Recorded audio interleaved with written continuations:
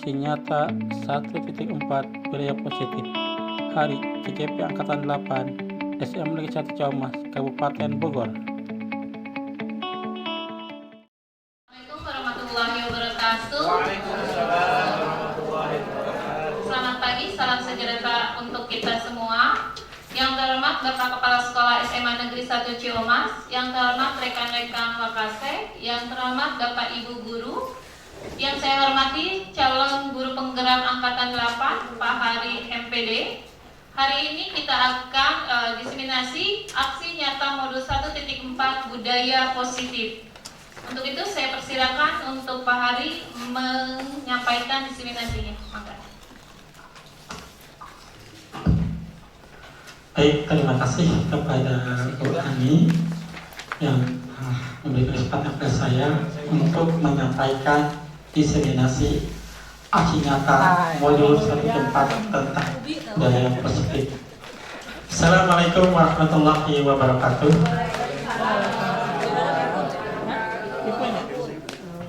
Alhamdulillahilladzi hadana bihada wa ma yahtadiya laula an hadanallah. Asyhadu an la ilaha illallah wahdahu la syarika lah wa asyhadu anna Muhammadan abduhu wa rasuluh la nabiyya ba'da. Allahumma shalli ala Muhammadin wa ala sahbihi ajmain. Amin.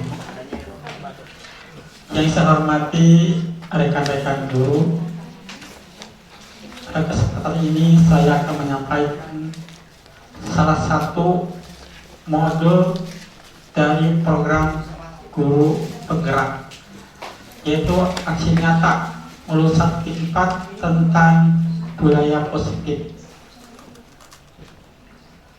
Ini merupakan satu rangkaian kegiatan dari CGP Angkatan 8, yaitu bagaimana nanti CGP melakukan diseminasi kepada rekan-rekan di sekolahnya.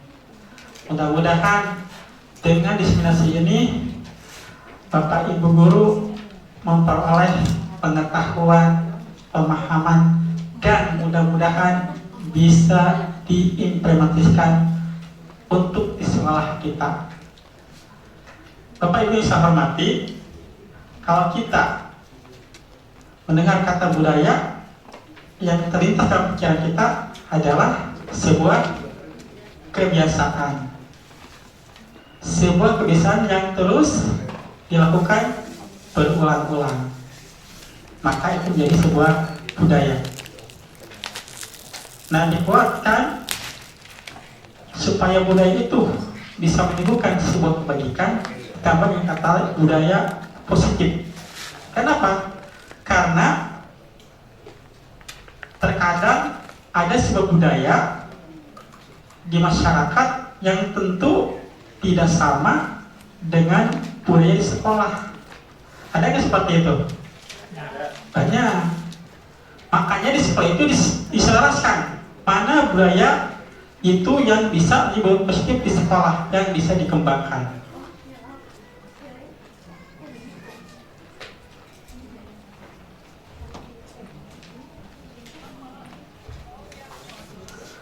Nah, mengapa budaya positif sangat penting? Kira-kira mengapa? Ya, membentuk karakter. Nah, pada kesempatan ini tujuan kita mempelajari adalah memahami pentingnya membangun budaya positif di sekolah sesuai dengan filosofi pendidikan Gajah Dewantara, yaitu pendidikan yang berpihak kepada murid.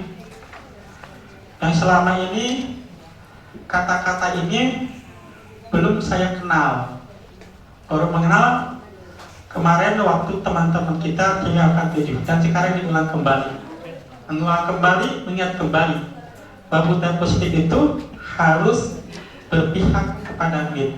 Nah, seperti apa? Apakah budaya itu sudah kita laksanakan di sekolah ini, budaya positifnya? Sudah dilaksanakan? Wallahu a'lam. Harus kita rinci ya. Kalau kita di sekolah sudah ada kegiatan yang namanya apel, upacara, kemudian apa lagi?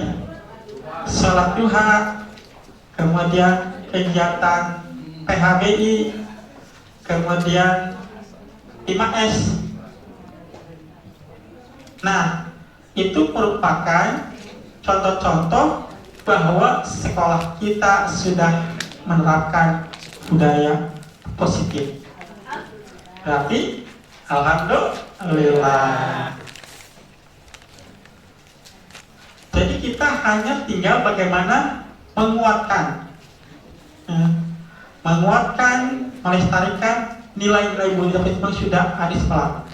Bahkan harus nanti bisa mengembangkan, bukan hanya nanti melestarikan, tapi juga mengembangkan.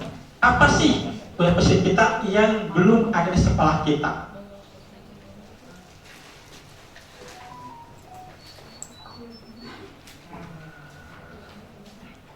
Nilai-nilai kebajikan menekankan pada keyakinan seorang akan lebih memotivasi seorang dari dalam. Seorang lebih bergerak, seorang akan lebih tergerak dan semangat untuk menjaga keyakinannya daripada hanya sekedar mengikuti serangkaian peraturan tertulis tanpa makna.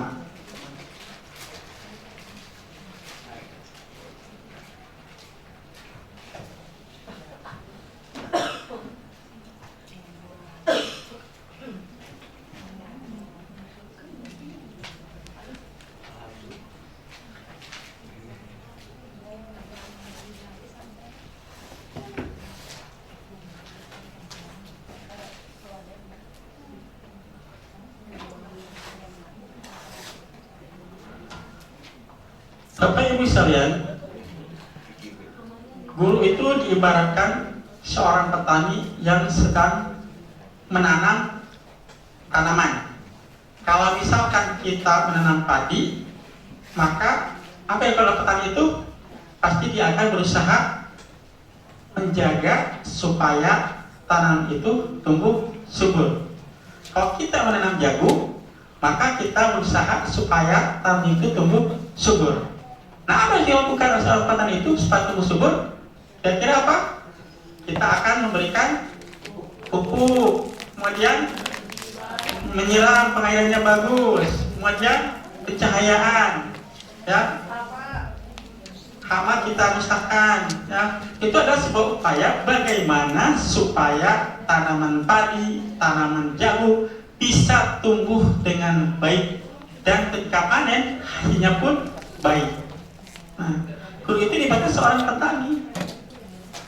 Ketika kita di sekolah berarti bibit tanaman kita adalah murid-murid kita, siswa-siswa kita. Itu adalah tanaman kita. Jadi bagaimana seorang guru bisa menjaga karakter murid dengan adanya budaya positif? Nah, sekarang kita perhatikan di sekolah kita.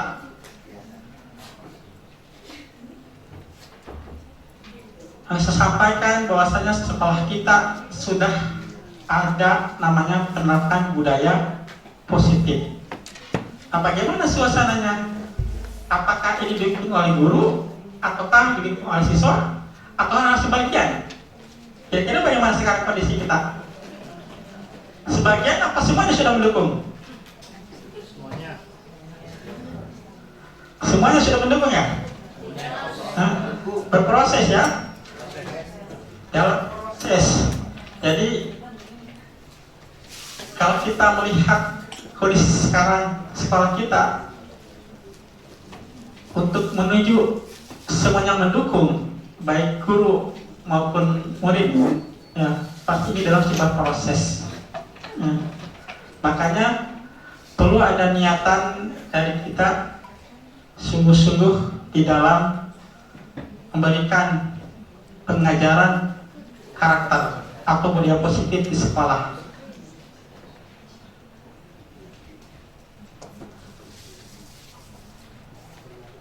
Saudara-saudara pendidikan, lingkungan yang positif sangat diperlukan agar pembelajaran yang terjadi adalah pembelajaran yang berpihak pada murid sebagaimana tertuang dalam standar proses standar nasional pendidikan pasal 12, yaitu yang pertama, pelaksanaan pembelajaran sebagaimana dimaksud dalam pasal 1 ayat 2 huruf B diselenggarakan dalam suasana belajar yang pertama interaktif, yang kedua inspiratif, menyenangkan, menantang, memotivasi peserta didik untuk berpartisipasi aktif dan berikan ruang yang cukup bagi prakasa, kreativitas, kemandirian sesuai dengan bakat, minat, dan perkembangan fisik serta psikologis peserta didik.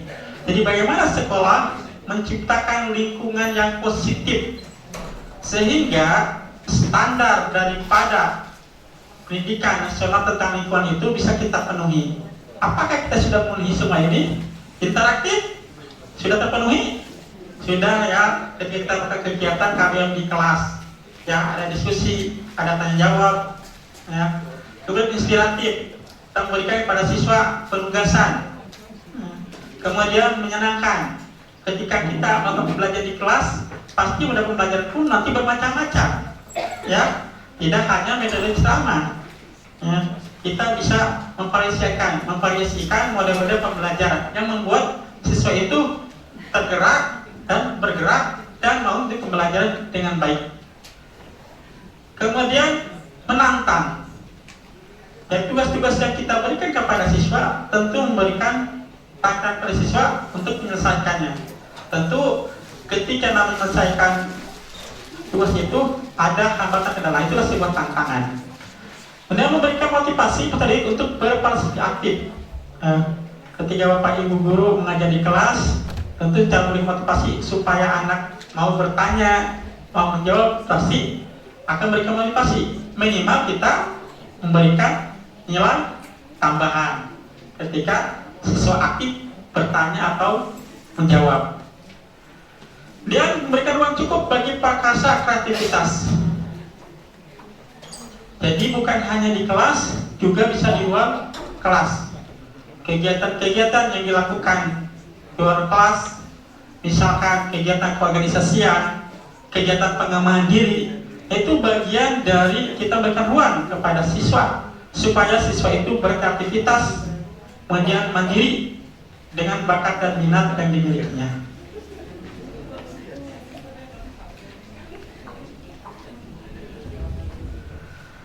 Disiplin positif dan nilai-nilai kebajikan universal.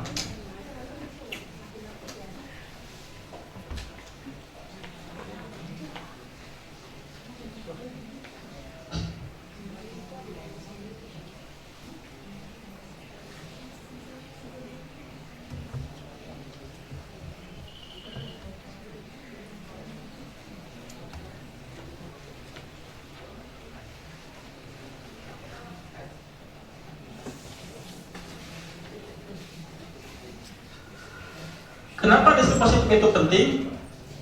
Kalau kita mengatakan disiplin, pasti adalah suatu kondisi di mana warga sekolah, baik guru maupun siswa, bisa konsisten, patuh dan taat terhadap aturan yang ada. Misalkan contoh, disiplin itu adalah bagaimana kita datang ke sekolah tidak terlambat. Kemudian ketika keluar atau pulang sekolah kita juga tidak cepat-cepat. Itu bagian dari salah satu contoh disiplin positif. Ketika ini diterapkan, maka disiplin positif ini dalam rangka mendukung terciptanya budaya positif di sekolah.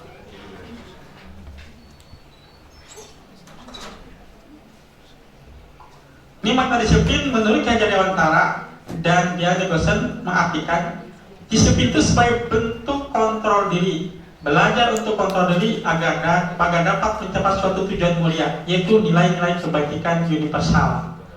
Nah, dengan disiplin ini, maka nilai-nilai yang kita akan capai itu akan mudah terpenuhi.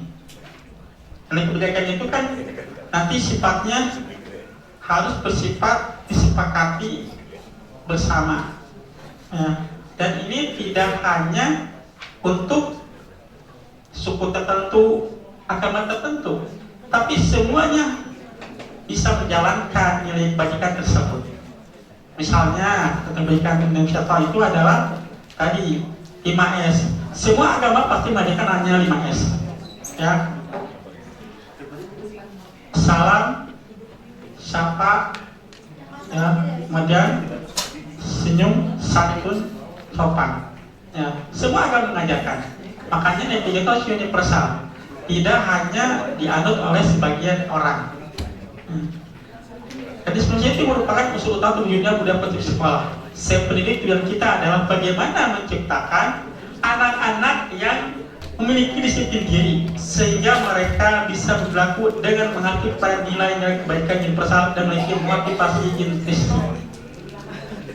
Jadi bagaimana disiplin itu budaya positif kemudian muncul dari diri sendiri, tidak harus bergantung kepada orang luar, dalam hal ini bapak ibu di sekolah.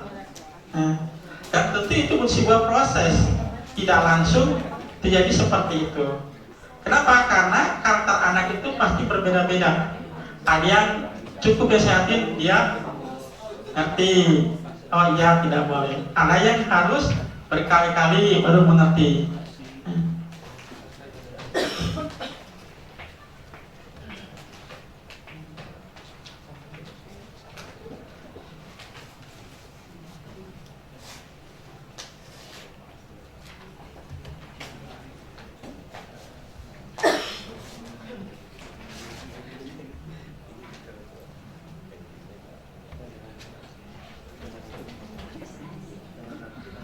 Nah, nilai kebajikan adalah sifat-sifat manusia yang merupakan tujuan mulia yang dicapai setiap individu. Dan nilai kebajikan yang diinformasikan oleh pelajar Indonesia tercantum atau tertuang dalam profil pelajar Pancasila. Apa itu profil Pancasila? Yaitu beriman, bertakwa, dan berakhlakul karimah. Kemudian kebinekaan global, gotong royong, kreatif, benar kritis, dan mandiri. Jadi bagaimana sekolah kita mengembangkan nilai-nilai kebajikan dan menuju kepada profil pelajar Pancasila. Yang tentu kita semua sedang berusaha menerapkan, mengembangkan dengan kurikulum Merdeka saat ini. Bagaimana nanti seorang pelajar pertama adalah beriman, bertakwa, dan akhlakul karimah. Bagaimana caranya nanti di dalam implementasinya supaya kegiatan yang seperti itu mendukung topik Pancasila yang pertama. Kemudian kebinaan global. Bagaimana nanti siswa memahami tentang kebinekaan yang ada di Indonesia, bahwasanya Indonesia merupakan negara yang terdiri dari berbagai macam suku, agama, bangsa. Kemudian bergotong royong. Bagaimana nanti siswa didorong untuk memiliki sikap gotong royong, bisa diinformasikan dengan adanya piket kelas, Jumat bersih, dan sebagainya. Kemudian kreatif. Nah, kreatif pun harus kita mendorong dicapainya kegiatan kreatif supaya anak-anak mampu menjadi anak-anak yang memiliki daya kreatif. Ya tentu kita sudah melaksanakan. Kemudian benar kritis, artinya bagaimana siswa itu harus mampu berpikir secara logik. Jadi kalau ada sesuatu maka dia pikirkan dengan matang dulu, baru dia bisa memutuskan mengambil tindakan dengan alasan, bukan mengertikan tanpa alasan. Kemudian mandiri, bagaimana anak nanti bisa menyelesaikan sesuatu itu tanpa bergantung kepada orang lain. Disinilah tujuan daripada memberikan nilai-nilai kebajikan yang besar supaya tercipta pelajar Pancasila.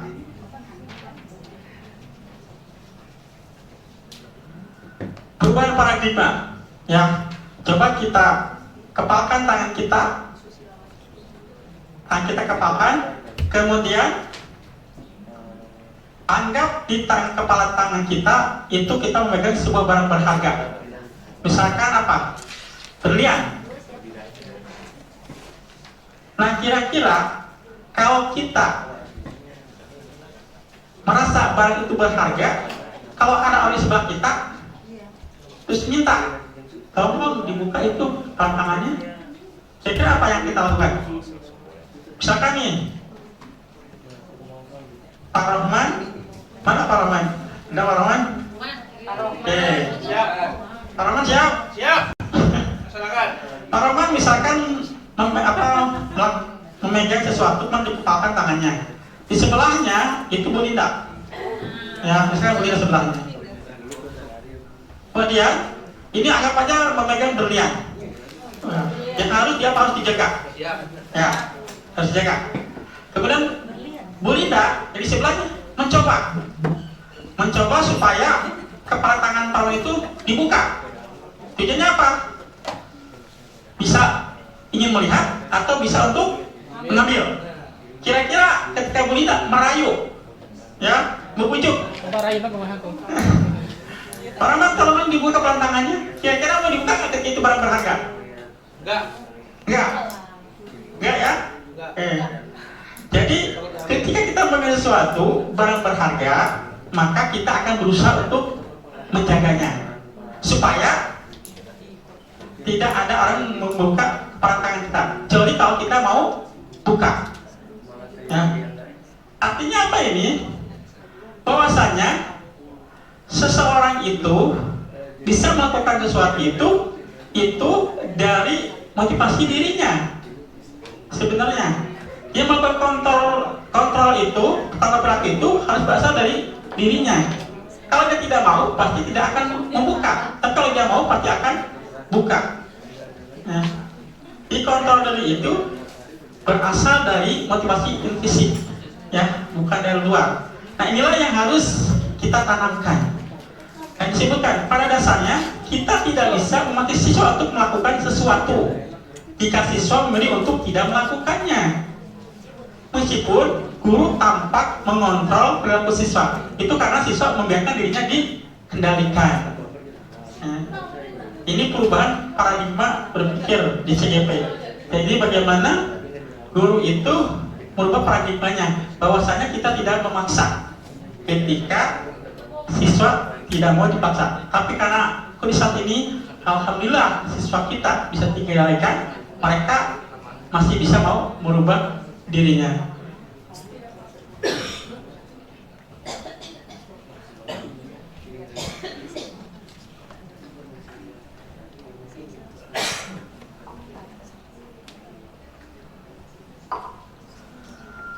Ada sebuah teori kontrol menurut Dr. William Glasser, miskonsepsi tentang makna kontrol. Yang pertama adalah ilusi guru mengontrol murid.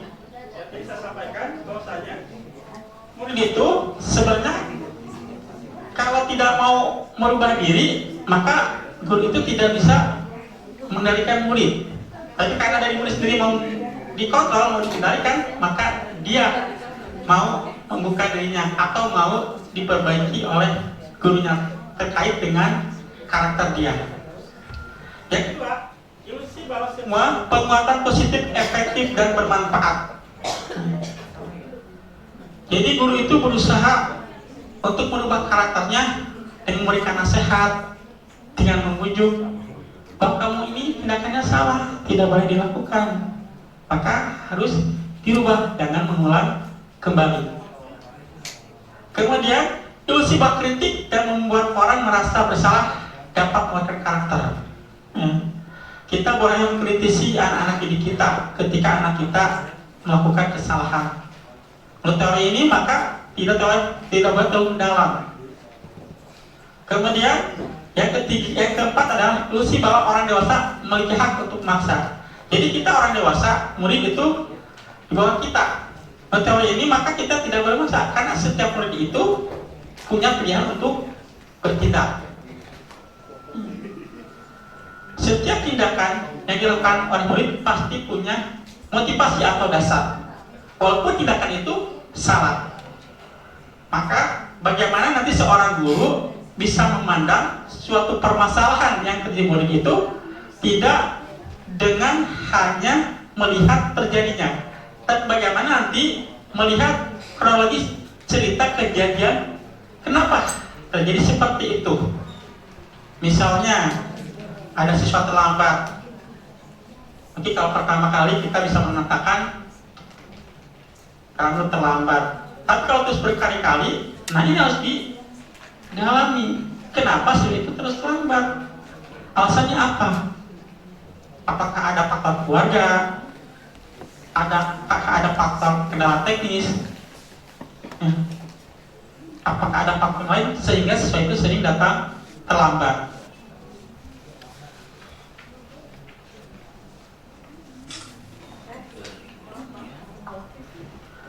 Bagaimana seseorang bisa berubah dari paradigma stimulus respon kepada pendekatan teori kontrol? Stimulus respon yang pertama, realitas bukan kisah sama.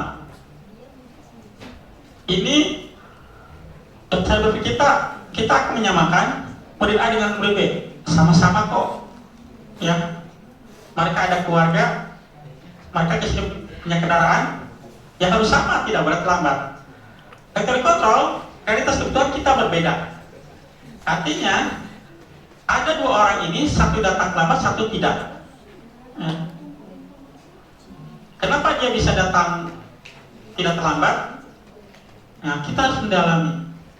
Kenapa misalnya satu datang lebih cepat? Kita harus dalami. Jadi realitas kebetulan itu akan berbeda. Itu pandangan dari teori kontrol. Yang kedua, semua orang melihat hal yang sama. Menurut stimulus respon, kemudian teori kontrol, setiap orang memiliki gambaran berbeda. Misalkan ada siswa A. Saya memandang siswa ini adalah anak yang rajin dalam beribadah, misalkan sekarang masjid. Tapi ada juga guru mengatakan siswa ini dia sering tidak menyelesaikan tugas. Itu kan berbeda pandangannya. Menurut saya dia itu baik, tapi menurut guru B dia itu tidak baik. Kenapa? Karena tidak menyelesaikan tugas. Kemudian yang ketiga, kita mencoba mengubah agar orang berpandangan sama dengan kita. Nah, mengenai kontrol, kita berusaha memahami pandangan orang lain tentang dunia yang berbeda. Jadi harus kita pahami perbedaan itu terjadi. Tapi bagaimana nanti kita mensinkronkan sehingga menghasilkan sebuah kesimpulan terhadap anak ini. Dan yang berikutnya, perilaku buruk dilihat sebagai suatu kesalahan. Mengenai kontrol, semua perilaku memiliki tujuan. Ketika ada murid kita, anak kita yang melakukan kesalahan, stimulus respon itu dilihat sebagai sebuah kesalahan fatal. Tapi kalau tidak kontrol, kita akan mengatakan bahwasanya semua tindakan pasti memiliki tujuan. Kenapa dia melakukan seperti itu? Pasti ada kebutuhan dasar yang tidak terpenuhi. Misal contoh, ada anak yang datang terlambat. Ternyata setelah didalami, kebutuhan dasarnya tidak terpenuhi. Dia datang terlambat, harus bekerja dulu, mencari nafkah. Misalkan pagi-pagi dia harus berjualan gorengan dulu keliling kampung, sehingga ke sekolah datang terlambat. Datang terlambat, ternyata ada kebutuhan dasarnya dia tidak terpenuhi. Makanya untuk mengikuti kebutuhan dasarnya, dia harus berjualan dulu, kemudian dia datang terlambat ke sekolah karena ternyata jualannya itu baru habis pukul 7. Yang berikutnya, orang lain bisa mengontrol saya. Sedangkan teori kontrol, hanya Anda yang bisa mengontrol diri Anda. Jadi guru itu, menurut stimulus respon, guru bisa mengontrol siswa. Tapi menurut teori kontrol, siswa yang harus mengontrol diri mereka. Jadi mereka harus sadar diri. Gitu. Kemudian berikutnya, saya bisa mengontrol orang lain. Anda tidak bisa mengontrol orang lain. Ya, jadi berbeda pandangannya. Saya bisa mengontrol orang lain, sedangkan teori kontrol, Anda tidak bisa mengontrol orang lain. Biarkanlah orang itu yang sadar. Kemudian berikutnya, pemaksaan ada pada saat rujukan gagal.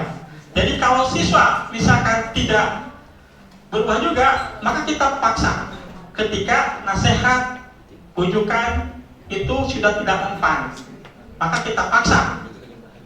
Kalau zaman dulu mungkin ketika melihat anak-anak yang berantem, kita akan ikut marah, akan kita ikut menempeleng.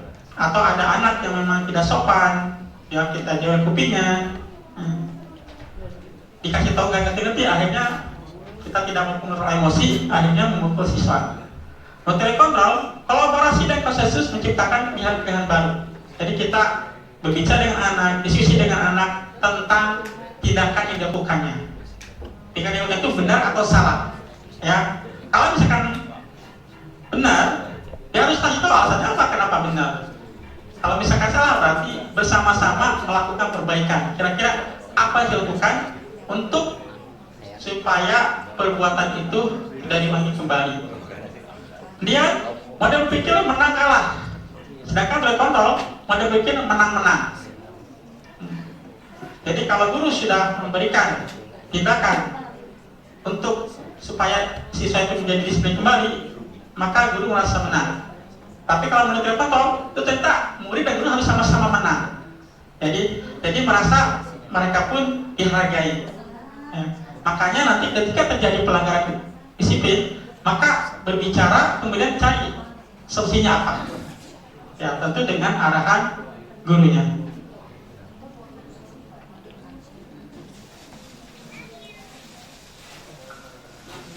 Motivasi perilaku manusia.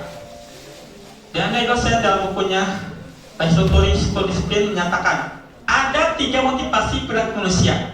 Jadi kenapa sih murid kita melakukan tindakan ini, atau kita sebagai guru melakukan tindakan ini? Ada 3. Yang pertama adalah untuk menghindari ketidaknyamanan atau hukuman. Kita datang tepat waktu, guru datang tepat waktu, pasti kita berusaha untuk menghindari ketidaknyamanan. Daripada nanti diomong, ini saya mah datang tepat waktu. Atau murid yang tidak menyelesaikan tugas, daripada nanti dimarahin oleh guru, ya, supaya nanti nyaman belajar di kelas, ya salah melaksanakan tugas itu. Ini motivasi yang pertama. Jadi kenapa murid atau kita sebagai guru melakukan tindakan, kenapa? Untuk menghindari ketidaknyamanan atau hukuman. Wah, datang terlambat dihukum, keliling lapangan 10 push up 100 kali. Yang kedua, opsi kedua adalah untuk mendapatkan imbalan atau penghargaan dari orang lain. Kalau saya ranking 1, saya pasti kasih hadiah. Kalau saya jadi juara dalam lomba, misalkan lomba silat, saya akan kasih hadiah. Ini motivasi yang kedua, kenapa seorang itu melakukan tindakan. Jadi ingin mendapatkan imbalan atau penghargaan dari orang lain, sehingga dia semangat untuk melakukan. Yang ketiga adalah untuk menjadi orang yang mereka inginkan dan menghargai diri sendiri dengan nilai-nilai yang mereka percaya atau yakini. Jadi orang itu melakukan tindakan bukan karena takut dengan hukuman, bukan karena menginginkan imbalan, tapi dia meyakini bahwa yang dilakukan itu akan datangkan kebaikan, baik untuk sendiri maupun untuk orang lain. Nah, ini 3 motivasi kenapa orang melakukan tindakan. Yang pertama, menghindari ketidaknyamanan atau hukuman. Kedua, untuk mendapatkan imbalan atau penghargaan. Yang ketiga, untuk menjadi orang yang menginginkan dan menghargai nilai diri sendiri dengan nilai-nilai yang mereka percayai. Dan di antara 3 ini, maka kita berusaha menjadi nomor terakhir. Apa nomor 1, 2? Boleh? Mangga, silakan. Tapi nilai tertinggi daripada motivasi adalah dari diri kita sendiri. Kita meyakini bahwasanya setiap apa yang kita lakukan supaya nanti berimbas pada kebaikan dari kita dan juga kepada orang lain.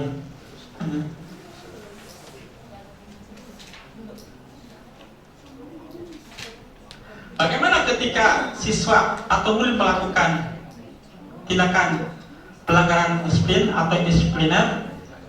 Ada tindakan dilakukan oleh guru biasanya.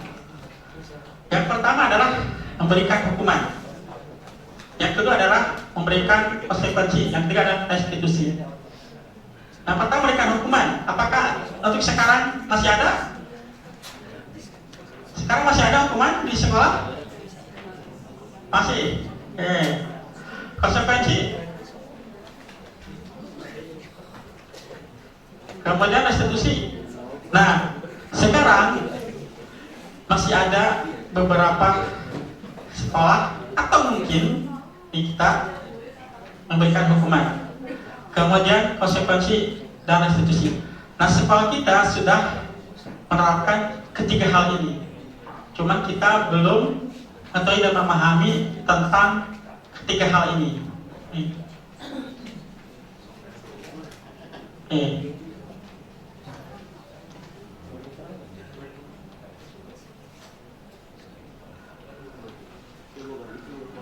Apa perbedaan hukuman dengan konsekuensi? Kira-kira apa perbedaan hukuman dengan konsekuensi?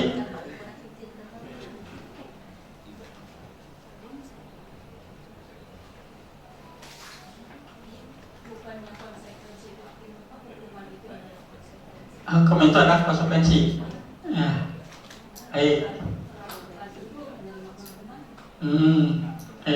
Hukuman adalah konsekuensi. Terima kasih Mida. Ada lagi yang lain? Mungkin?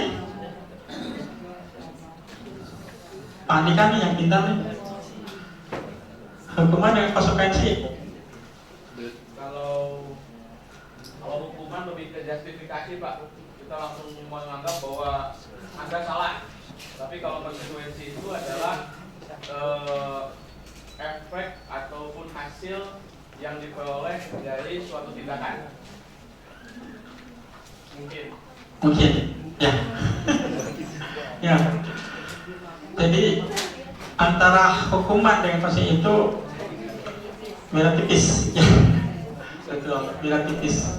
Kalau memang hukuman itu merupakan justifikasi dari kita. Misalkan ada murid datang terlambat, kamu push up 50 kali misalnya, kamu push up 20 kali. Datang dari diri kita, langsung diperintahkan kepada anak, itu hukuman. Di lapangan 10 kali, itu hukuman. Ya, kalau konsekuensi kita sebelumnya sudah menginformasikan, ketika kamu terlambat, apa yang dilakukan? Misalkan, saya konsekuensinya tahu nih, saya harus push up 5 kali, atau saya harus melaksanakan kegiatan APLO, saya harus melaksanakan kegiatan tadarus. Itu sudah diinfokan sebelumnya. Dan mereka tahu ketika mereka melakukan tindakan pelanggaran disiplin. Kemudian restitusi ini merupakan tahapan-tahapan bagaimana membalikan karakter anak dengan cara persuasif, ya, dengan cara humanis, ya, itu. Makanya nanti di sini ada yang namanya posisi kontrol. Pertama adalah posisi kontrol. Sebagai guru, pertama kita adalah penghukum. Nah, seorang penghukum bisa menggunakan dengan fisik ataupun verbal. Ya. Orang menggunakan posisi ini, mereka akan beranggapan bahwa harus ada sebuah sistem atau alat yang bisa menekan siswa untuk mau berubah. Siswa kekurangan lain terus supaya bagaimana caranya dia mau berubah, akhirnya kita kasih hukuman yang lebih banyak. Hukuman besar. Lambat 10 kali, lambat 1 kali 10 kali, lambat 2 kali 20 kali, lambat 3 kali 30 kali. Bahkan kalau misalkan lambat 5 kali bisa sampai 50 kali. Karena dia berpendapat bahwa harus ada sebuah sistem yang bisa merubah anak supaya mau berubah. Jadi tekanannya lebih dalam lagi, ya. Betul. Dan guru-guru yang melakukan posisi penghukum ini, maka kata-kata yang keluar adalah patuhi aturan saya, awas. Jadi kita memberikan ancaman. Nah, bagaimana cirinya? Cirinya atau karakternya? Dia menyampaikan kata-kata itu dengan nada suara yang tinggi, bahasa tubuh, mata melotot, kemudian jari menunjuk dan menghardik, ya. Terlambat lagi. Selalu terlambat. Kapan kamu bisa datang tepat waktu? Nah, ini kata atau ciri dari penghukum. Nah, apa nanti dampak dari penghukum? Kemungkinan murid marah dan menjadi seorang pendendam dan sifat agresif. Jadi guru nanti murid itu membenci gurunya. Kok saya dikasih hukuman berat banget ini, harus keliling lapangan 10 kali, 20 kali, harus push up sebenarnya 50 kali. Bahkan ketika bersifat agresif, ketika pulang dia bisa melakukan tindakan merusak barang kita, misalkan motor. Karena tadi pernah motor guru ada yang dicoret apa digores. Motor saya Pak. Hah? Motor saya. Dibongkar. Iya, timbul kan ada terjadi seperti itu. Dan akhirnya motornya kena sasaran. Ke guru gak berani, akhirnya para guru yang jadi sasaran.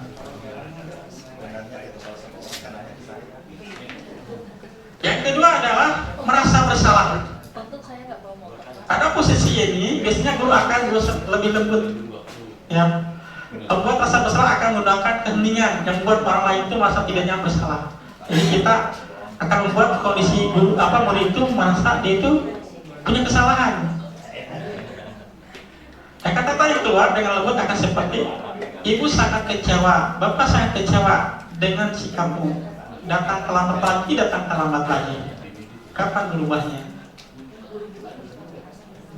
Cirinya apa? Ciri daripada tindakan membuat merasa bersalah itu menyampaikan dengan ada suara melas halus atau sedih dengan bahasa tubuh merapat pada anak. Misalkan di sini, adik, kami ini bagaimana ya? Kamu kan sudah berjanji sama ibu supaya tidak datang terlambat. Dan ini memang sering saya rasakan. Begini lagi. Siswanya itu juga. Nah, dampak apa yang dirasakan ketika murid merasa bersalah? Murid akan merasa bersalah telah mengecewakan bapak ibu gurunya. Ya mungkin sudah berjanji sama bapak ibu gurunya, saya tidak akan lambat, tapi ternyata lambat lagi. Maka dia akan sedih, tidak bisa membuat perubahan dalam dirinya untuk datang tidak terlambat ke sekolah. Maka dia akan menjadi orang yang gagal karena merasa tidak bisa melakukan perubahan itu. Bahkan orang atau murid yang merasa bersalah ini, kalau pada titik tertentu dia akan melakukan tindakan diri sendiri atau bunuh diri.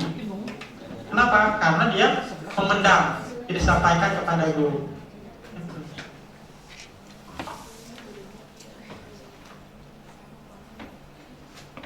Kemudian posisi berikutnya adalah teman. Guru pada posisi ini tidak akan menyakiti muridnya, namun akan tetap berupaya menemui dengan cara persuasi. Ya. Dan posisi teman itu bisa negatif, bisa positif.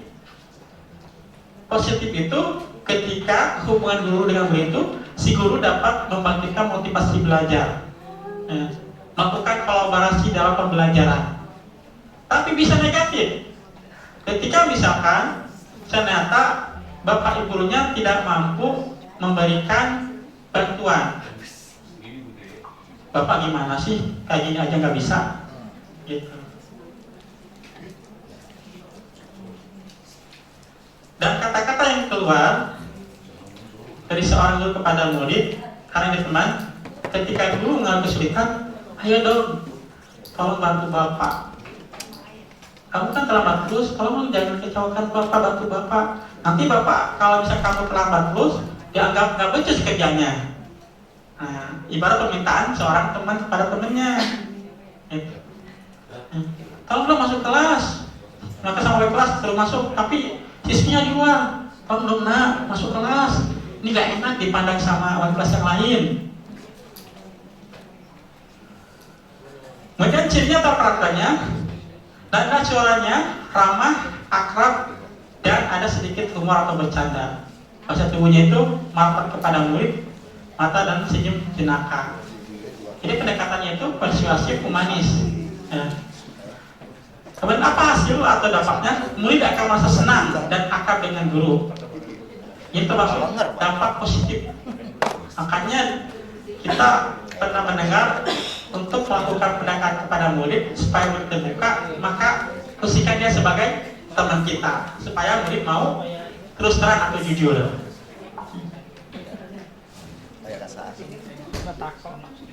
Kemudian pemantau. Pemantau berarti mengawasi. Pada saat kita mengawasi, kita bertanggung jawab atas perilaku orang-orang yang kita awasi. Kita bertanggung jawab terhadap perilaku siswa atau murid di sekolah kita. Fungsi pemantau berdasarkan pada peraturan dan konsekuensi yang sudah disepakati. Dan ketika siswa melakukan pelanggaran, seorang guru itu hanya langsung mengucapkan kata-kata untuk konsekuensinya apa. Kamu udah terlambat, coba peraturannya apa. Dan kalau secara dokumen, guru pemantau itu membuat catatan, anak datang terlambat, ya, anak tidak mengerjakan tugas, itu ada catatan. Kita sebagai pemantau. Dan ciri daripada pemantau, dada suaranya itu datar, bahasa tubuhnya formal, ya. Kalau tadi yang ketiga itu dia relax, bahasanya enak, ya kamu juga sebagai teman. Kalau ini bahasanya formal, kaku, gitu. Ya. Di sini contoh adalah, Adi tahu ke kamu sekarang jam berapa kita mulai? Tahu Pak. Kenapa? Baru jam 8, baru datang ke sekolah. Ini pemantau. Nanti dicatat. Si Adi datang lambat, tanggal, hari. Kemudian alasannya apa? Nah, kemudian dampak atau hasil daripada pemantau ini, murid memahami konsekuensi yang harus dilakukan karena telah melanggar salah satu peraturan sekolah.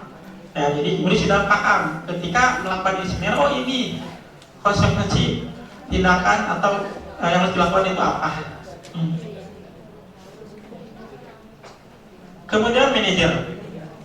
Manajer adalah posisi di mana guru berbuat sesuatu bersama dengan murid, mempersiapkan murid untuk mempertahankan perilakunya, mendukung murid agar dapat menemukan solusi atas permasalahannya. Ketika siswa datang terlambat, kita ngobrol, alasannya apa, mencari apa yang akan terlakukan ketika itu terjadi lagi. Jadi murid diajak berkolaborasi untuk menentukan solusinya. Dan ciri daripada manajer, ada secara tulus bahasa tubuh 30 mendekat kepada murid. Seperti contoh, tadi apakah kamu ngerti jam berapa ke sekolah? Tahu Pak, jam 7. Ya, jadi kamu terlambat. Kira-kira bagaimana kamu menyelesaikan permasalahan ini? Dan dapat dari manajer, murid memahami konsekuensi yang harus fokus ada pada murid, bukan untuk membagikan guru atau orang tua. Murid sudah mengetahui adanya suatu masalah dan perlu terjadi. Dan inilah beberapa posisi kontrol kita sebagai seorang guru. Kira-kira kita yang mana ya? Semuanya. Ada yang milih 3 atau 1? Saya mah juga penghukum terus misalkan. Soalnya kalau nggak dihukum, anak nggak bisa nisab, nggak sadar-sadar.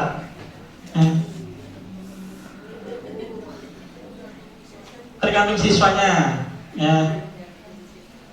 Situasi kondisi ya, karena karakter anak berbeda-beda. Yang bisa sampaikan, ada anak yang cukup ya sehatin nurut, ada anak bisa dihajar berkali tidak nurut, gitu. Makanya bagaimana kita mengkolaborasikan posisi kontrol ini sesuai dengan kondisi murid-murid kita, karena ini sebuah proses. Ada nanti minimal kita kepada tingkat konsekuensi, kepada teman, pemantau, dan manajer. Dan manajer inilah yang posisi kontrol tertinggi.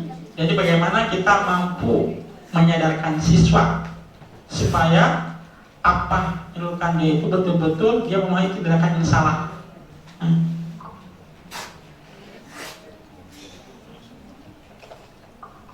Nah, ini adalah gambaran ketika kita memberikan hukuman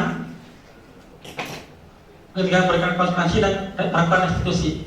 Nah, ketika memberikan hukuman, maka kita menciptakan identitas gagal. Apa indikatornya? Sesuatu yang menyakitkan harus terjadi.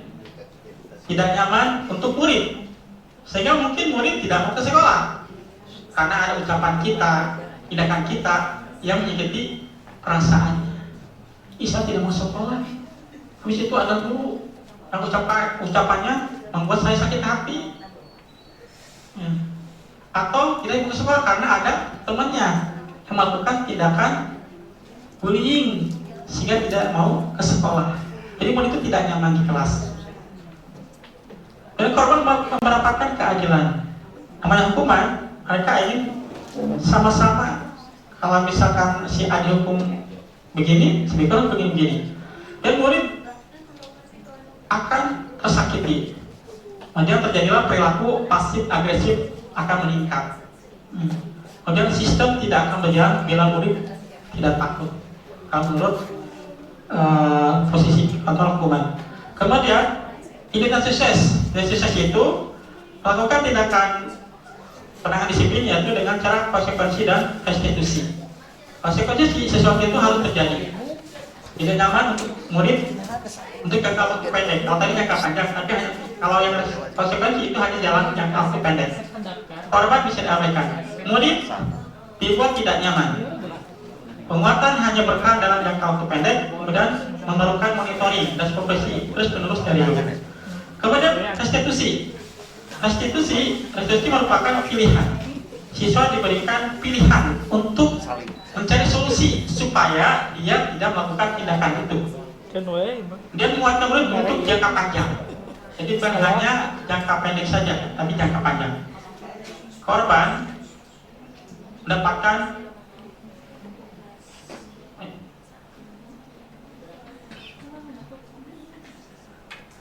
mendapatkan versi artinya ada perbaikan nama. Kemudian murid untuk mendapatkan penguatan, masa terpecahkan. Murid belajar bertanggung jawab untuk perilakunya. Jadi dari tipe-tipe posisi kontrol dan tipe-tipe tindakan, maka kita usahakan berada pada konsekuensi dan restitusi supaya menghasilkan identitas sukses buat murid-murid kita dan siswa kita.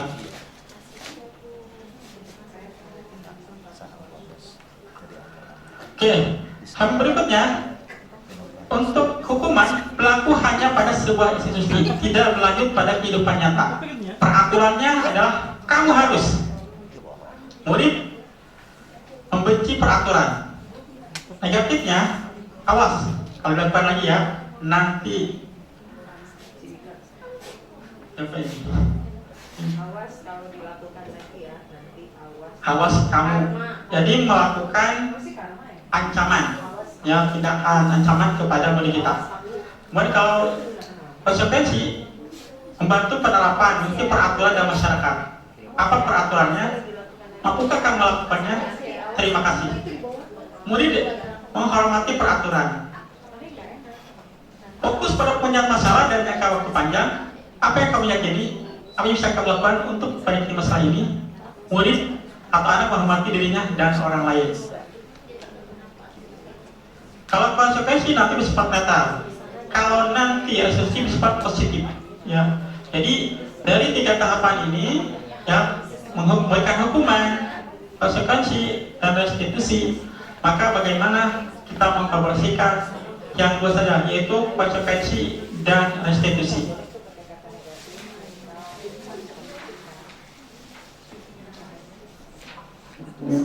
Keyakinan kelas. Mengapa keyakinan kelas? Mengapa tidak peraturan kelas? Yang kita terapkan selama ini adalah peraturan kelas.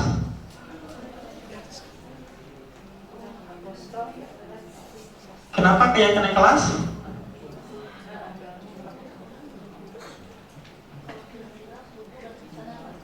Keyakinan kelas tumbuh dari kesadaran. Kalau peraturan berasal dari paksaan, diatur ya, itu. Jadi betul. Kalau peraturan itu kita bisa memaksa, kita buat aturan, langsung bisa. Kamu harus ikuti aturan ini. kegiatan kelas berasal dari mereka dan mereka paham apa yang dilakukan. Misalkan contoh, kenapa sih seseorang harus memakai helm ketika berkendaraan bermotor? Kenapa seseorang menggunakan masker ketika masih COVID-19? Tujuannya apa? Untuk keselamatan, untuk kesehatan. Jadi ketika mereka melakukan kegiatan positif, budaya positif, mereka paham. Datang tepat waktu, oh kenapa sih alasan tepat waktu? Mereka tahu alasannya apa. Ketika mereka melakukan perbuatan negatif, mereka tahu dampaknya apa. Misalkan dilarang makan dan minum ketika kegiatan belajar berlangsung. Mereka paham kenapa sih tindakan negatif ini tidak diperbolehkan. Mereka paham, ya, dan itu betul dari mereka sendiri. Jadi fondasinya adalah bagaimana ketika membuat kegiatan kelas itu berasal dari diri mereka dan mereka paham dengan apa konsekuensi ketika itu diterapkan. Datang tepat waktu harus dilakukan. Tidak makan ini ketika BM harus ditinggalkan. Ya. Jadi semuanya punya pemikiran yang mendalam tentang peraturan di kelasnya. Kenapa? Karena berasal dari keyakinan mereka. Yang menurut mereka adalah sebuah nilai-nilai kebajikan yang harus diterapkan di kelasnya.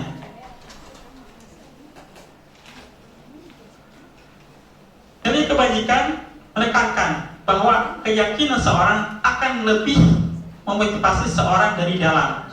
Seseorang akan lebih bergerak dan semangat untuk menyalurkan keyakinannya daripada hanya sekedar mengikuti serangkaian peraturan tulis tanpa makna. Ya, tadi saya sampaikan bahasanya ketika itu berasal dari mereka, mereka paham maknanya untuk apa. Kenapa saya diwajibkan ini? Kenapa saya dilarang melakukan itu? Ya.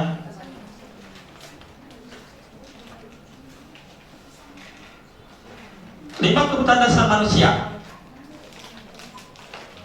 Ada 5 kebutuhan dasar manusia, ya, menurut teori Maslow. Yang pertama adalah bertahan hidup atau survival. Ya. Kemudian kekuasaan. Kemudian kebebasan, kesenangan, kasih sayang. Yang pertama adalah bertahan hidup. Tadi saya gambarkan, kenapa siswa itu datang terlambat? Ternyata dia harus mencari nafkah, membantu orang tuanya, karena orang tuanya tidak bekerja. Untuk menutup kebutuhan itu, makanya anaknya kemudian subuh-subuh jualan. Namun ketika sekolah dia datang terlambat karena harus menghabiskan jualannya, dan kalau tidak habis hari itu akan basi. Kemudian kebebasan. Siswa memiliki kebutuhan dasar untuk bebas. Ketika misalkan di kelas tidak ada guru, tidak ada yang mengawasi, akhirnya siswa keluar kelas, kemudian menjelajah sampai ke kebun. Nah, itu ingin bebas. Kemudian kesenangan. Ketika proses pembelajaran, dia bosan dengan metode seperti itu. Maka kita sebagai guru harus mempersiapkan pembelajaran yang bisa membuat siswa senang. Misalkan pada pembelajaran yang membuat bola kemudian saya dilemparkan, ya, yang dimana nanti gulungan bola itu berisi pertanyaan atau jawaban. Siswa saling melempar, dan ketika mendapatkan bola itu ada pertanyaan pun harus dijawab. Ini salah satu contoh model pembelajaran yang bisa membuat siswa tidak bosan dengan model pembelajaran. Kemudian kasih sayang atau rasa diterima. Ada siswa yang itu kompetensi, tapi karena dia minder, dia akhirnya perkembangannya terhambat. Padahal dia punya bakat yang bagus. Nah, disinilah sebagai seorang guru harus pandai memahami karakter siswa, bakat siswa, sehingga semuanya tersalurkan bakatnya.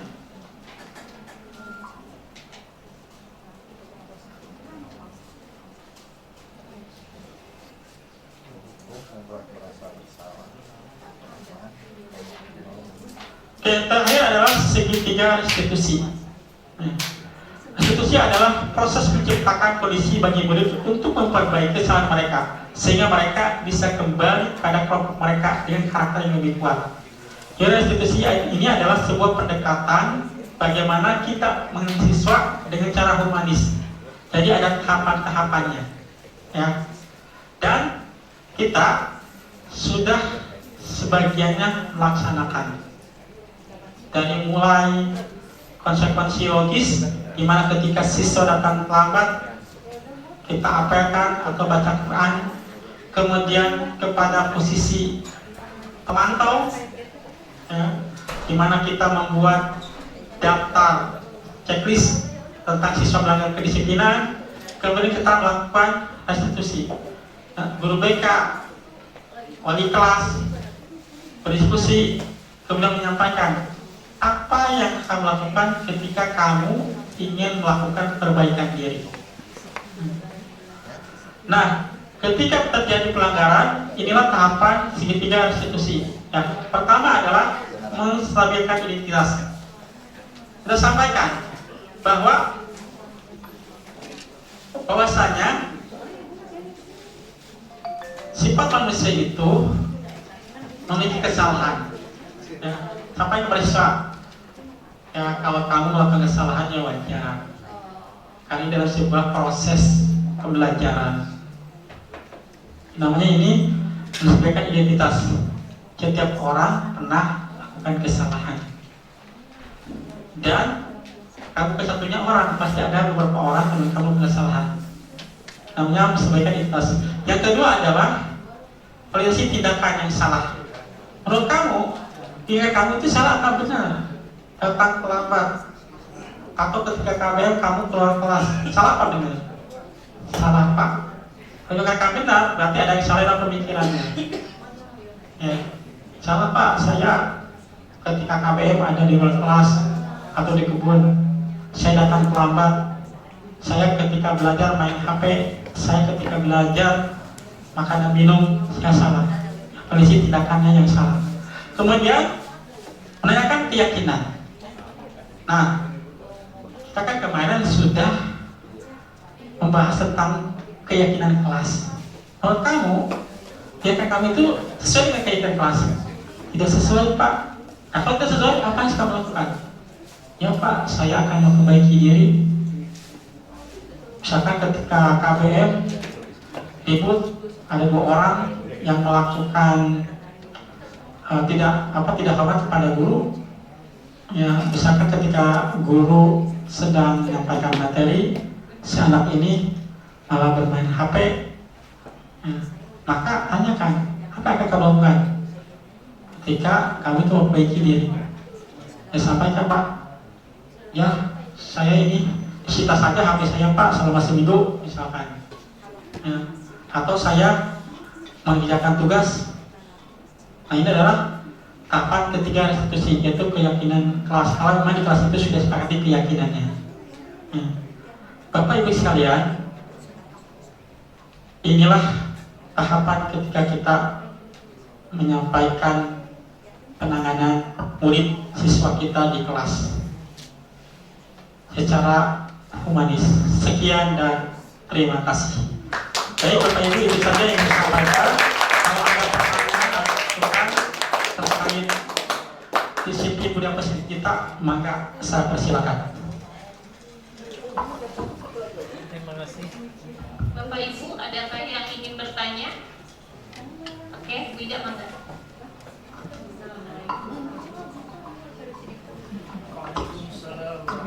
Assalamualaikum warahmatullahi wabarakatuh.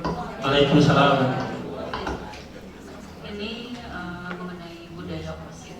Ya, pada intinya menurut pendapat Chef Gosen yang dibicarakan dari tadi yang dipaparkan adalah budaya positif dari Chef Gosen. Ya. Nah, kaitannya dengan disiplin. Pertama adalah disiplin yang tadi yang ketiga, bahwa disiplin itu yang terbaik itu timbul dari diri sendiri. Atau kalau saya ambil dari bahasa sosiologi, bahwa disiplin itu adalah harus menjadikan bagian dari dirinya atau mendarah daging. Istilah lainnya terinternalisasi. Jadi dia melakukan sesuatu itu ya karena kesadaran, bukan karena hukuman atau karena ingin dipuji, gitu ya. Yang jadi masalah dalam disiplin itu adalah kebijakan. Karena menurut saya kebijakan itu bukan baik, tapi salah satu kelemahan dari hukuman. Contohnya tadi dicontohkan ya Pak, bahwa ada anak kesiangan akibat dia harus jualan dulu. Kan timbul kebijakan, oh iya harus jualan dulu. Jadi setiap saat dia akan kesiangan dengan alasannya gitu, sehingga guru itu iba. Gimana kalau guru juga, misalnya saya sering kesiangan. Pas ditanya, kenapa Bu Ida kesiangan? Bukan saya nggak punya pembantu di rumah teh, ya harusnya seheula, harus masak heula. Ya, jadi kalau misalnya kebijakan itu diambil, maka aturan atau tata tertib itu akan lemah. Jadi sebenarnya kalau tadi dicontohkan bahwa karena anak nanti pada dasarnya kalau kita selalu memberikan kebijakan-kebijakan, yang lain iri. Kok saya nggak dikasih kebijakan? Dan mengenai itu kebijakan dan teknik, saya sudah mencoba ke anak itu sulit ya. Ternyata harus memahami dari bahasa mereka. Yang saya berhasil itu di Semansio itu memahami bahasa mereka. Saya contohkan karena saya punya contoh 1, 10-7, 10-6, dan 10-5. Ya, saya menggunakan bahasa yang mereka pakai. Di 10-7 itu anak kasusnya selalu ke kebun, ke belakang. Nah, jadi ini gimana caranya kalau dimarahin kan nggak bakalan mengerti. Terus saya ke kebun. Ini sudah saya bertiga. Pas dilihat, mau salah satu anak agak kulitnya bermasalah. Ya, tepok. Eta budu, kata saya. Dengan mana budu-budu, ari lalaki pun budu kumaha, mau aya daekeun, sate gitu ya. Kurang, saya ke kebun itu seru ya. Kayak budu mana mungkin ngagedean sih, ayo. Alhamdulillah dengan bahasa itu minggu berikutnya enggak. Kemudian di 10-5 kasus silang Rabu. Waktu itu dia nggak masuk, ada di 10-4. Saya biarin anak-anak, Bu, silang Rabu ada di 10-4. Ya. Setengah jam lagi dia masuk. Saya sambil tersenyum. Karena tahu bahasa dia, bahasa preman. Dia nangkep gelas. Naon Bu, nangtung gelas dirinya, Bu cangkut, cok. Tadi mana mesti mana? Saya menggunakan bahasa itu karena ternyata bahasa yang saya pakai ke dia, jadi masuk. Akhirnya kesininya saya lewat aja ya, lewat ke 10-5. Bu, aduh Bu. Ya setiap saya lewat, bahkan saya waktu karena rumahnya sekitar wilayah Ciper, di situ saya ke undangan di Ciper. Pas ternyata anak itu ada di sana gitu ya. Sampai, Bu, kadi heula atuh Bu. Ngapain? Kadi. Ngobrol heula Bu, enggak bisa. Ibu kan ke undangan, kayak Bu balik di undangannya. Ya. Saya pulang dari undangan dia kumpul Bu. Ternyata banyak teman-temannya Bu, di papa heula itu jeung urang. Jadi ternyata kita harus memahami bahasanya. Contoh yang lain, ini di 10-5 kasus Iqbal itu ternyata tidak bisa saya pakai dengan sindiran. Dia kalau terutama Isoma ya, dia makan apa? Pop mie. Nah, pas masuk. Dengan santainya saya sudah mulai. Nah sekarang kita mulai ya. Ini masih aduh, terus aja makan pop mie. Terus digimanakan? Jadi akhirnya saya sindir. Udah, ya tadi ini kan bau pop mie. Ibu mau makan jadi lapar. Nggak ngerti dengan bahasa itu ya. Akhirnya saya panggil akhirnya ini sini. Kamu punya berapa pop mie? 1. Iji mah aku. Ibu minta aku pokoknya lalu isukan teh mau pop mie 2. Kamu nggak boleh makan pop mie saat ibu ngajar atau kita belajar. Karena saya kadang harus bawa pop mie untuk saya. Jadi kita walaupun banyak teori harus menggunakan bahasa yang ini, tapi yang paling tepat bagi saya, mungkin yang lain beda ya, bagi saya sendiri itu menggunakan bahasa mereka supaya dia tahu bahwa menyalahi ya, gitu saja. Assalamualaikum warahmatullahi wabarakatuh. Waalaikumsalam warahmatullahi wabarakatuh. Enggak pada minta kasih. Baik, terima kasih pada Bu Ida yang telah memberikan pertanyaan. Ini sebuah penguatan di dalam memberikan penanganan terhadap siswa yang melakukan tindakan indisipliner. Ya, ketika kita menemukan siswa yang tadi kita contohkan misalkan datang terlambat, kemudian kita dalami kenapa siswa itu terlambat, kemudian kita kasih kebijakan. Nah, kebijakan itu muncul bukan berarti nanti kita melegalkan niatnya untuk mencari nafkah. Awalnya kita paham, tapi kemudian kita juga memberikan solusi bagaimana siswa itu jangan datang terlambat. Ya. Jadi bukan berarti nanti kita ya biarkan aja. Tapi kita memvalidasi bahwa tindakannya itu salah. Namun ketika kita mengetahui siswa itu sudah salah, kita berikan solusi supaya kamu tidak terlambat.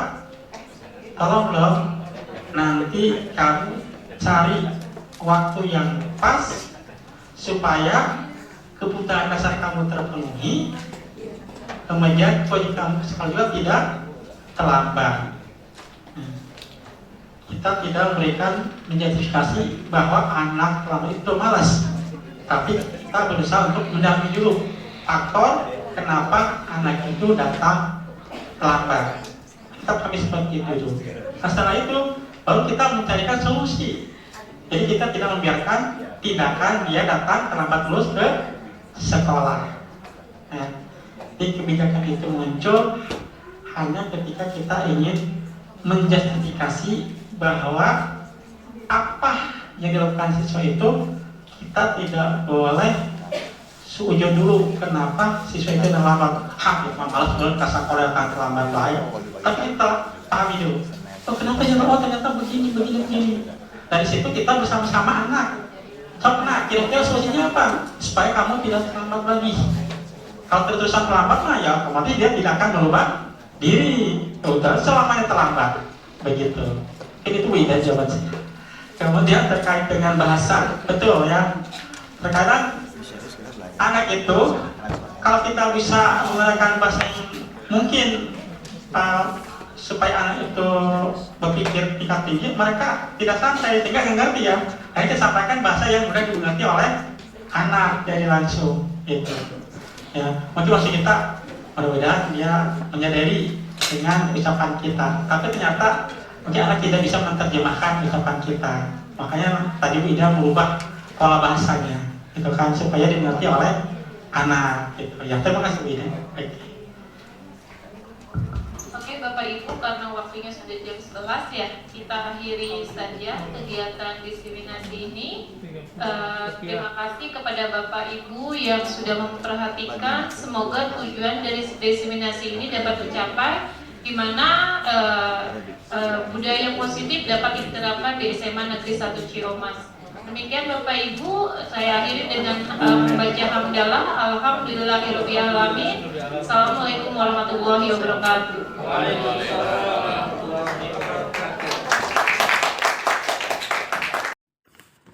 Penerapan pemahaman pada murid dengan pembentukan keyakinan kelas.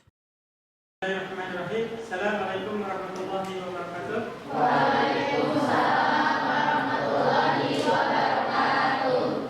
Alhamdulillah, nahmaduhu wa nasta'inuhu wa nastaghfiruh wa na'udzu billahi min shururi anfusina wa min sayyiati a'malina may yahdihillahu fala mudilla lahu wa man yudlil fala hadiya lahu. Asyhadu an la ilaha illallah wahdahu la syarika lahu wa asyhadu anna Muhammadan rasulullah nabiyya ba'dah.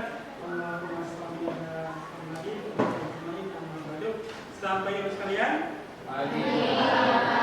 Baik, hari ini kita akan menetapkan keyakinan kelas. Ada yang pernah mendengar keyakinan kelas? Belum. Tahu peraturan kelas? Apa perbedaannya?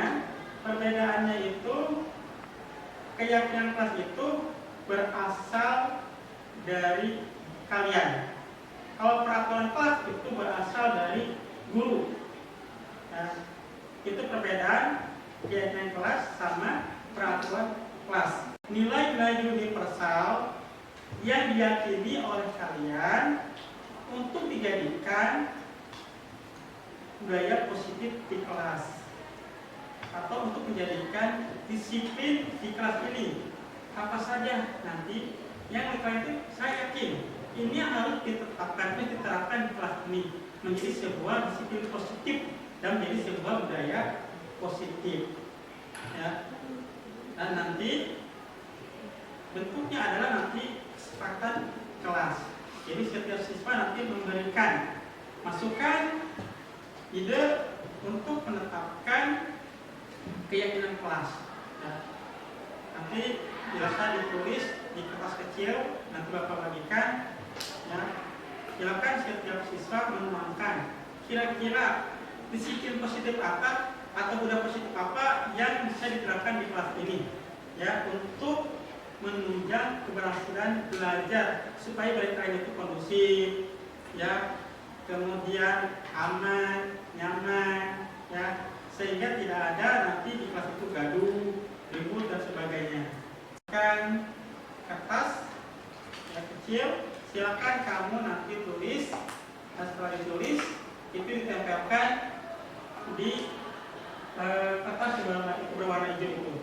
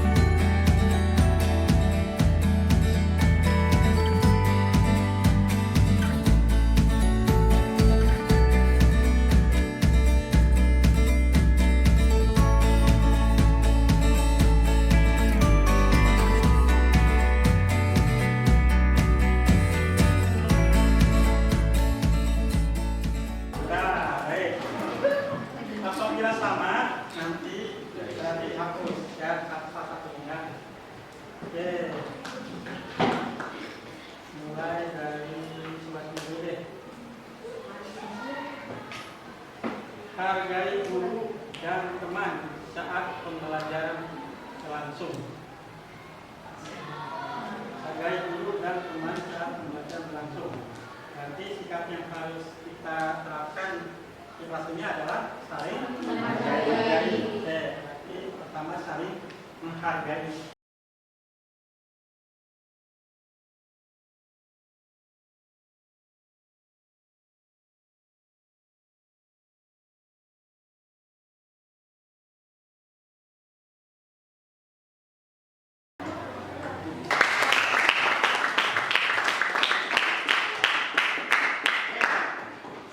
Baik, Bapak bacakan hasil keyakinan kelas yang sudah kalian tulis. Kemudian kita pilih, hasilnya adalah ada 11 keyakinan kelas yang akan diterapkan di kelas ini menjadi sebuah disiplin positif dan budaya positif. Ya.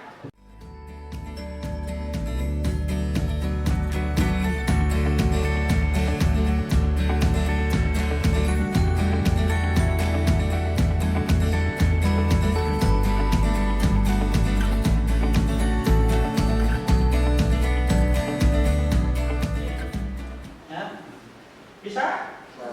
Insya Allah kita bisa. Ya. Nah, sebagai bukti kalian sudah sepakat dengan kelas hari ini, Bapak minta bukti tanda tangan. Ya, satu persatu ke depan untuk tanda tangan. Keyakinan kelas yang akan diterapkan sebagai disiplin positif dan budaya positif di kelas ini. Ya. Oke, mulai dari sebelah sana.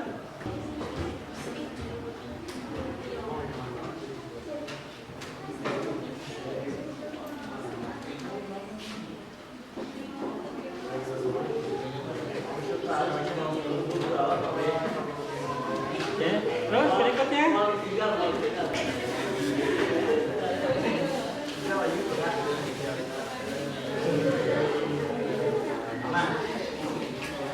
Kesepakatan tentang keyakinan kelas. Ya, tinggal nanti bagaimana kita menerapkan keyakinan kelas di dalam kelas ini sebagai suatu disiplin positif dan budaya positif yang menjadikan faktor penentu keberhasilan belajar di kelas ini. Kita tetapkan tentang keyakinan kelas. Terima kasih. Assalamualaikum warahmatullahi wabarakatuh.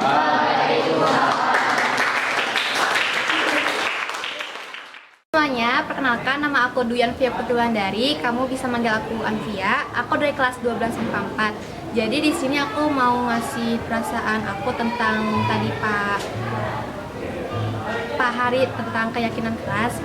Menurut aku jadi merasa senang karena bakalan tahu apa aja teman-teman itu maunya apa aja tentang keyakinan kelas itu. Terus menurut aku keyakinan kelas itu sangat penting ya, karena biar kita tahu tata cara disiplin itu kayak gimana. Kayak contohnya itu kayak hadir tepat waktu, gak usah makan pas lagi ada masa pembelajarannya, karena menurut aku kedisiplinan kelas dan keyakinan kelas itu hampir sama, kayak harus banget dipatuhi sama yang ada di kelas. Dan dari Pak Hari aku jadi belajar sedikit tentang keyakinan kelas dan itu. Assalamualaikum warahmatullahi wabarakatuh. Perkenalkan, nama saya Muhammad Syauki. Saya dari kelas 12 MIPA 4. Di sini saya akan menjabarkan pendapat saya mengenai keyakinan kelas yang baru saja disampaikan oleh Pak Hari. Perasaan saya saat pembuatan keyakinan kelas itu sedikit gelisah karena jujur saya sendiri nggak tahu bisa hadir atau enggak di setiap pelajarannya. Kemudian penting atau enggaknya sih menurut saya sangat penting, karena keyakinan kelas itu bisa dijadikan arahan atau panduan untuk kita semua yang berada di kelas. Mungkin itu aja sih dari saya. Sekian, terima kasih. Wassalamualaikum warahmatullahi wabarakatuh. Assalamualaikum warahmatullahi wabarakatuh. Nama saya Putra Bianti dari kelas 12 MIPA 4.